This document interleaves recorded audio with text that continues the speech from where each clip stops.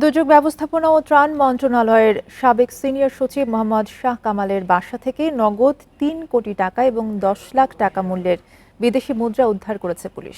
প্রিয় নম্বর সেট করে বিকাশে সেন্ড মানি করুন ফ্রি। সন্ধ্যায় রাজধানীর মোহাম্মদপুরের বাবর রোডে শাহ কামালের বাসায় অভিযান চালিয়ে এসব টাকা এবং বিদেশি মুদ্রা উদ্ধার করে পুলিশ।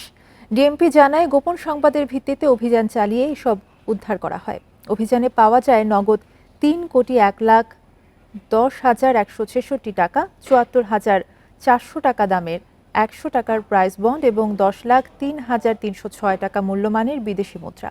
শাহ কামাল দুর্যোগ ব্যবস্থাপনা ও ত্রাণ মন্ত্রণালয়ের সচিব থাকাকালে তার বিরুদ্ধে বদলি, কেনাকাটা, উন্নয়ন কাজসহ বিভিন্ন উৎস থেকে অবৈধ অর্থ গ্রহণের অভিযোগ ছিল। তিনি ২০২০ সালে সরকারি চাকরি থেকে অবসর গ্রহণ করেন।